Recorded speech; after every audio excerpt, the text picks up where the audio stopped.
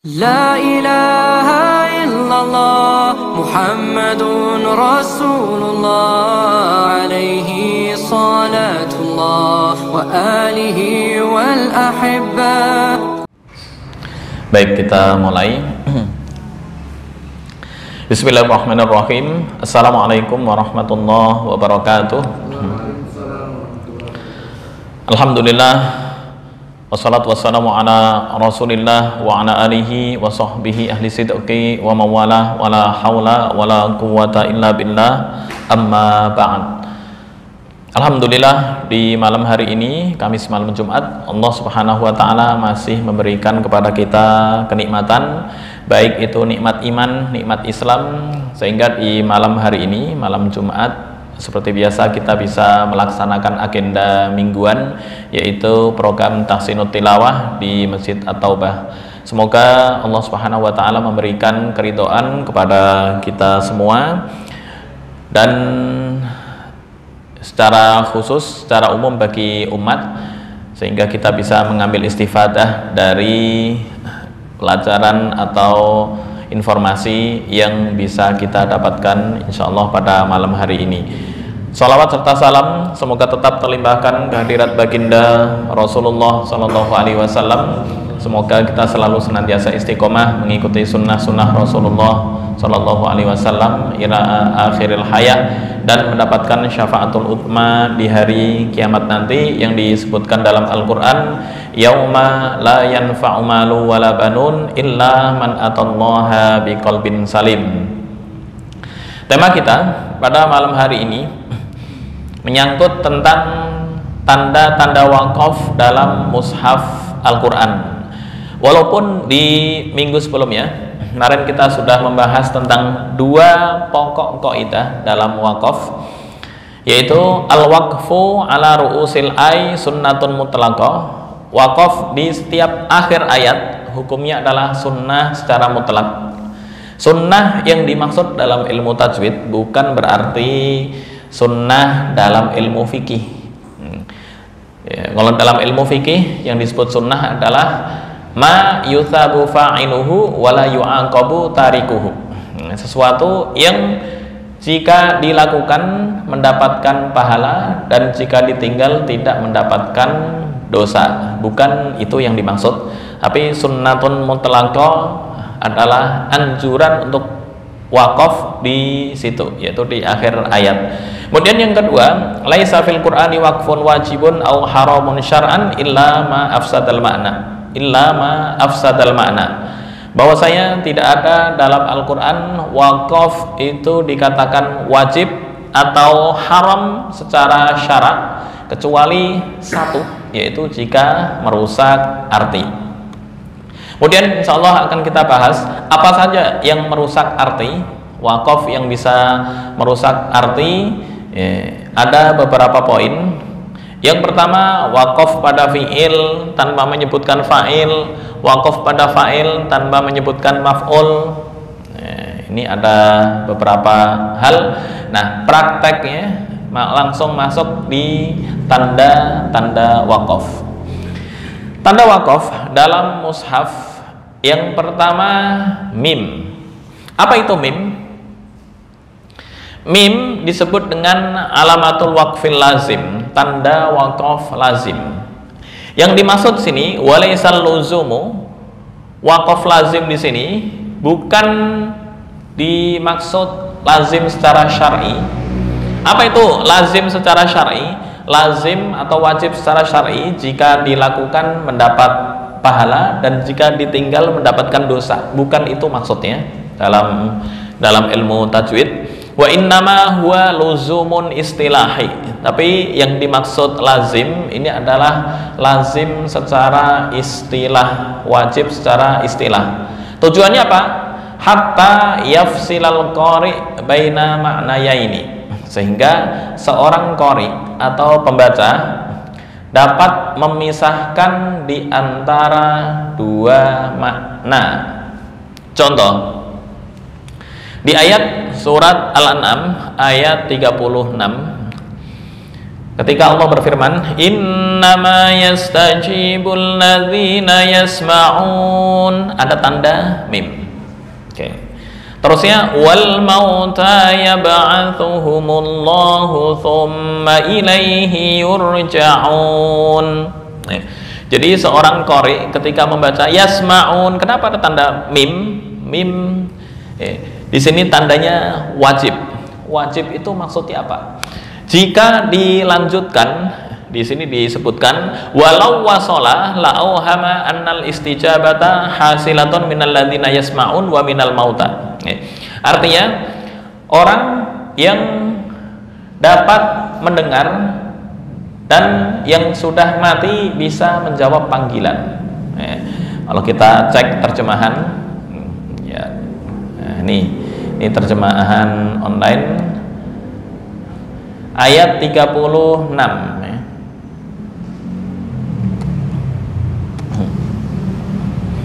Nah, sebentar. Innama yastajibul ladzina yasma'un, saya gedein. Yuk. Nah, innama yastajibul ladzina yasma'un, tanda mim, wal mauta. Di sini terjemahannya, hanya mereka yang mendengar sajalah yang mematuhi seruan Allah. Itu sampai sini.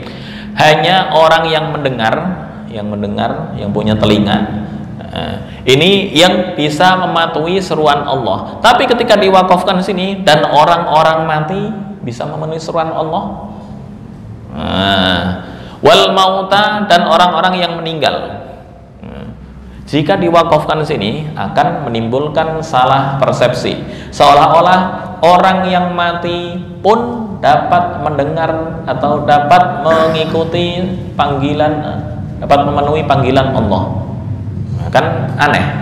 Nah, ini dikasih tanda mim. Tujuannya apa? Seorang pembaca nggak salah lagi. Oh, kalau gitu kita berhenti di sini. Ini lebih aman. Jika dilanjutkan, khawatirnya akan menimbulkan salah persepsi, maka dikasih tanda mim. Ini wajib, bukan berarti wajib jika dilakukan berpahala. Khawatirnya jika dilanjutkan akan merubah arti, nah itu yang berdosa. Jadi kesalahan adalah menimbulkan perubahan pada arti. Illa ma afsadal makna. Ini alasan wakaf lazim. Alasan wakaf lazim, kenapa kok harus dilakukan? Jika diwasolkan akan menimbulkan salah persepsi bahwasanya orang mati pun bisa memenuhi seruan Allah atau bisa mendengar seruan Allah. Ini yang nggak benar. Oh, kita praktekkan di contoh. Jadi ayat ini paten, maka misal berhenti di sini itu artinya juga kurang sempurna. Nah, misal ruku di sini, fala takunanna minal jahilin, Allahu akbar. Nah, itu masih ada kaitan.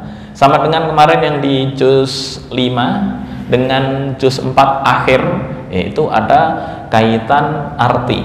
Maka jika ruku itu berarti mengakhiri bacaan. Yang disebut mengakhiri bacaan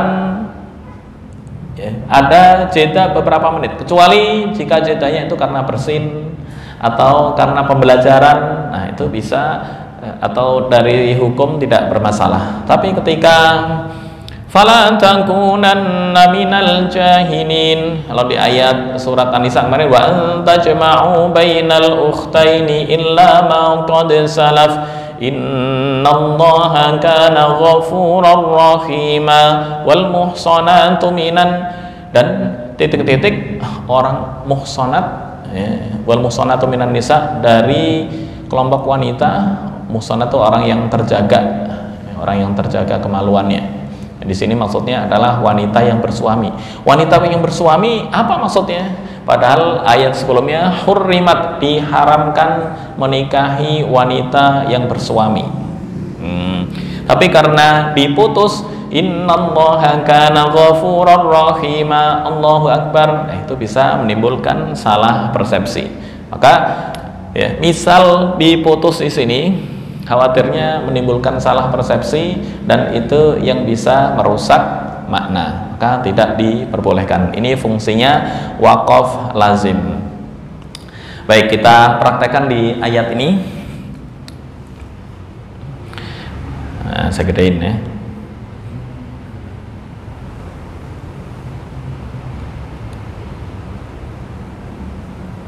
Oke.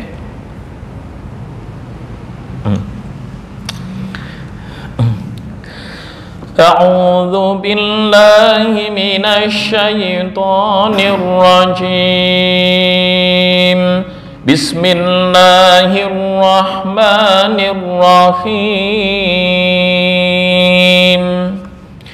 Wa in kana kabura 'alaika i'raduhum fa in istata'ta an tabtaghiya nafaqan fil ardi aw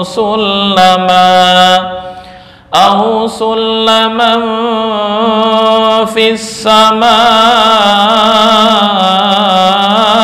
fatatiyahum bi ayah walau syaa Allahu lajama'ahum 'alal huda fala takunanna minal jahilin. Innama yastajibul ladzina yasma'un. Perhatian di situ ya. Wal mauta yab'atsuhumullahu tsumma ilaihi yurja'un.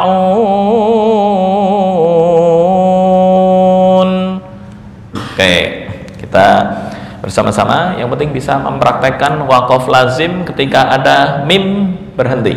Mimnya yang begini. Bukan mim yang tegak. Kalau mim yang tegak itu tanda iklab atau ikhfa syafawi. Contoh, mana contohnya ya? Adrakum bih, nun mati yang bertemu dengan ba, itu bukan berhenti, tapi membaca dengan mim secara gampang. Walaupun di situ ntar ada khilaf di antara para ulama, mana yang membaca dengan, oke, kalau dicari mungkin susah. Ntar kita cari habis ini praktek. Berarti nggak boleh lama tadi berhenti ya pasien itu. Jahilin ini, jahilin nggak boleh lama. Paling hanya narik nafas atau ya misal wakofnya darurat atau yang disebut itirori, batuk atau bersin langsung. Sama dengan kalau di kita hukum fikih sehari-hari itu apa ya? Akad, ijab, qabul dalam pernikahan kan nggak boleh lama-lama. Itu kalau lama-lama mengulang, jarak mikir misalnya sampai 5 menit, itu mengulang. Kecuali mungkin yang ya, ya tarik nafas atau ya langsung lah. Cuma kalau sampai nunggu 5 menit, itu bisa nggak sah dan harus ngulang. Tuh.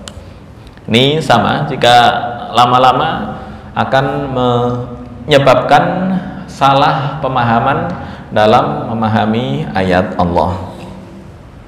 Baik, kita bersama-sama membaca ta'awud dan bismillah. 1, 2, 3. A'udzu billahi minasy syaithanir rajim. Bismillahirrahmanirrahim. Dari wa ingkana sampai sulama, kita cek kuat nggak? Wa in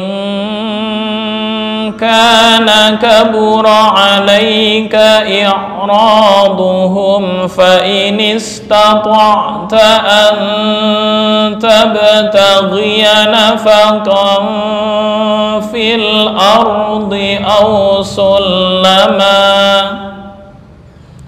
Yuk bersama-sama coba. 1, 2, 3. Wa in kana kabura 'alaika i'raduhum fa in istata'ta an tabtaghiya nafaqan fil ardi aw sulama. Dari ausulama sampai biayah ya, 1, 2, 3. Ausulaman fis samai fatatiyahum biayah. Oke, sekali lagi 1, 2, 3. Ausulaman fis samai fatatiyahum biayah. Berikutnya walau sya'allahu sampai alal huda. 1, 2, 3. Walau sya'allahu lajama'ahum 'alal huda. Sekali lagi 1, 2, 3. Walau sya'allahu lajama'ahum 'alal huda. Berikutnya fala takunanna minal jahilin. 1, 2, 3. Fala takunanna minal jahilin. Berikutnya innama yastajibul ladzina yasma'un. 1, 2, 3. Innama yastajibul ladzina yasma'un. Berikutnya wal mauta yab'atsuhumullahu tsumma ilaihi yurja'un. 1, 2, 3. Wal mauta yab'atsuhumullahu tsumma ilaihi yurja'un. Coba ini notnya.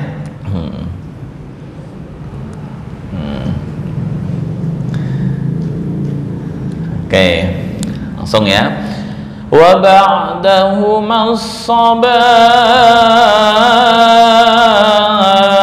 ihsasu huznin bihi ya sahibi dam'i yasinu.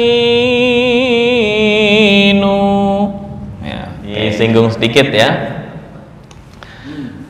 Wa ba'dahuma as-sabah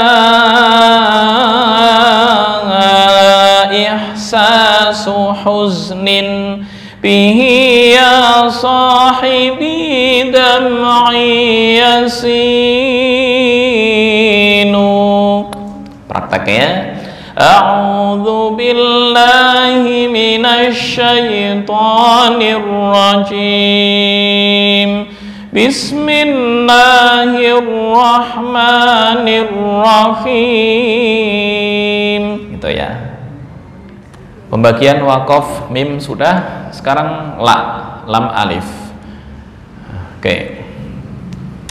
Di sini lam alif alamatul waqfil mamnu' ya, atau tanda wakaf yang dilarang. Kenapa kok dilarang? Padahal nggak ada ketentuan wakaf secara tauqifi. Apa itu tauqifi? Tauqifi ketetapan dari Rasul. Harus wakaf di sini atau jangan wakaf di sini, nggak ada. Ya. Dikatakan terlarang karena li'adami tamamil makna. Ya. Maknanya tidak sempurna. Seperti ya, memutus antara mubtada dan khobar. Mana mubtada dan khobar? Nah, ini yang terakhir, wala alal mubtada tuna khobarihi, memutus antara mubtada dan khobar.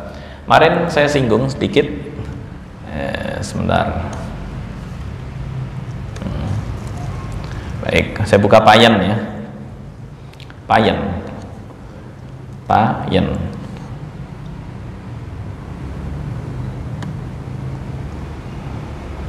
Oke, susunan dalam bahasa Arab itu sama dengan, hampir dikatakan sama dengan bahasa Indonesia. Bahasa Arab, bahasa Indonesia susunannya adalah S P O K. Walladzi jaa'a bisidqi, orang yang datang dengan kebenaran, wasaddaqa bihi, dan membenarkannya, ulaika humul muttaqun, mereka adalah orang-orang yang bertakwa. Baik, ada lagi mubtada dan khobar. Misal kita tulis rumah itu luas. Rumah itu luas. Ini susunannya dalam bahasa Indonesia, rumah itu sebagai apa? Subjek, predikat, objek. Luas sebagai, ini kalau dalam bahasa Arab ini disebut dengan mubtada, ini khobar dalam bahasa Arab. Kemudian jika dikiaskan, Ahmad memukul anjing, misalnya memukul anjing. Ini dalam bahasa Indonesia disebut subjek, dalam bahasa Indonesia ini predikat, ini objek. Dalam bahasa Arab subjek disebut dengan fa'il atau pelaku.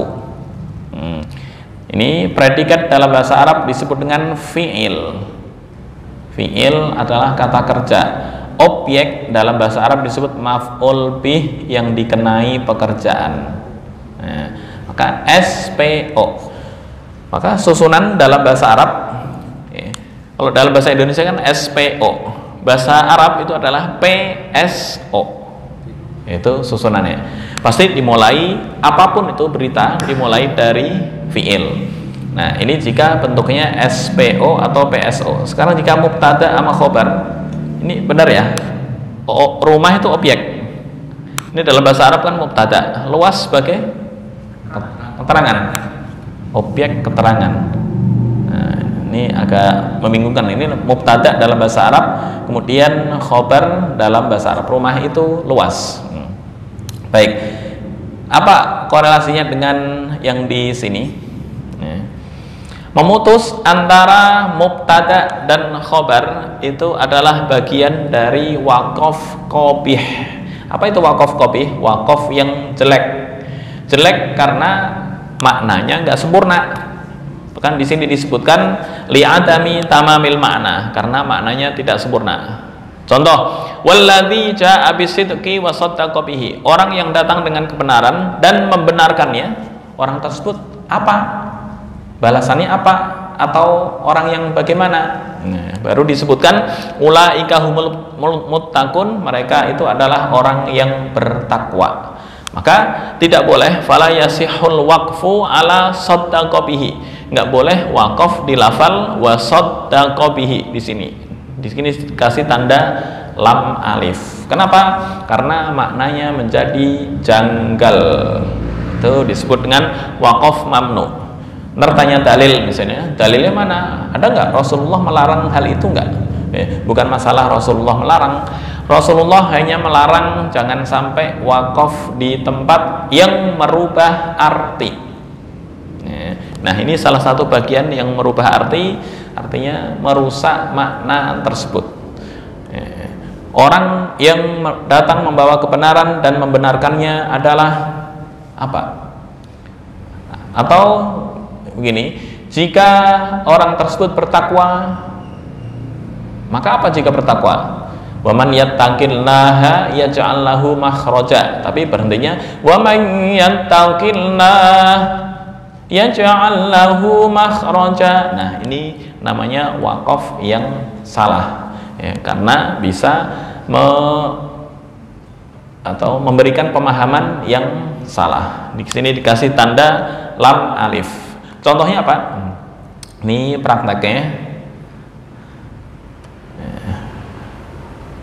Walladzi jaa bis-sidqi wa saddaqa bihi ulaika humul muttaqun. Ini namanya memutus antara mubtada terus gini. Ulaika humul muttaqun, ini jumlahnya adalah khobar. Memutus antara ini dan ini yang maknanya janggal, hukumnya waqaf qabih, maka dikasih tanda lam alif, artinya terlarang. Nggak boleh berhenti saya. Nggak boleh berhenti. Wa saddaqa bihi ulaika humul muttaqun. Harus di sini. Kuat nggak kuat di sini. Ada juga yang sudah di terakhir itu di atasnya itu boleh berhenti kan ya? Di akhir ayat. Di akhir ayat nggak ada masalah. Seperti la'allakum tatafakkarun di surat Al-Baqarah. Nah, ada di lam alifnya di atas. Ya, ada. Nih surat Al-Baqarah saya bukakan. Tapi jangan berhenti ruku. Itu di surat Al-Baqarah ayat. Saya ibadah jadi imam nggak boleh ruku. Siapa ini? Sebentar. Al-Baqarah ayat 200 berapa itu? La'allakum tatafakkaruna 209. Coba kita buka. 204 apa? Belum. La'allakum tatafakkaruna fid dunya wal akhirah. Nah, ini 219 dan 220. 219 saya copy dulu. 219 dan 220. Ini juga sama, artinya janggal jika hanya berhenti kemudian tanpa ruku, tanpa mengakhiri, nggak ada masalah. Tapi jika mengakhiri itu yang jadi masalah. 219 dan 220. Tapi nggak membatalkan sholat. Kalau membatalkan sholat nggak. Cuma karena memberikan makna yang nggak jelas kepada Al-Quran itu yang tidak diperkenankan. Nah, ini contohnya. Nah, ini di beberapa mushaf, untuk mushaf Madinah nggak ada tanda lam alif. Di mushaf Indonesia kalau nggak salah itu ada lam alif di sini. Boleh dicek halaman 219. La'allakum tatafakkarun. Allahu akbar. Supaya mereka berpikir titik. Kemudian di dunia dan akhirat. Apa di dunia dan akhirat? Al-Baqarah 219 ada tanda lam alif nggak? Yang Indonesia. Ada. Nah, ada di Indonesia dikasih tanda lam alif, walaupun di sini nggak ada. Ya, cuma ini ketika wakaf di sini maknanya nggak sempurna. Kan dari awal yas'alunaka 'anil khamri wal maisir, mereka bertanya tentang arak dan judi.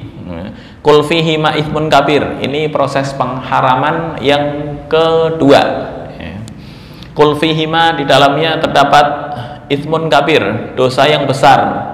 Wa manafi'u linnas, dan bermanfaat bagi manusia. Tapi dosanya atau bahayanya lebih besar daripada manfaat. Kemudian wa yas'alunaka madza yunfikun, dan mereka bertanya madza yunfikun, apa yang mereka infakkan? Qulil afu, katakanlah pengampunan. Demikian Allah menjelaskan kepada kalian semua tentang ayat-ayatnya agar kalian dapat berpikir di mana, baik dunia maupun akhirat. Tiba-tiba diputus di sini Allahu Akbar. Nah, itu yang bisa memberikan salah paham terhadap mustami', terhadap para pendengar atau audiens. Itu. Oke. Di sini nggak ada tanda lam alif, di Quran Indonesia ada, saling melengkapi. Ya. Misal berhenti sini langsung ruku, nah itu yang dilarang. Bukan karena kan Rasulullah nggak apa istilahnya nggak melarang wakaf di sini, oke. Cuma karena merubah arti itu yang dilarang Rasulullah. Oke ya, tanda lam alif. Tapi kalau membaca nggak apa-apa Ustaz ya. Membaca la'allakum tatafakkarun waqaf fid dunya wal akhirah, boleh, karena dengan niat melanjutkan. Sama dengan fawailul lil musallin, Allahu akbar, nah itu yang berdosa.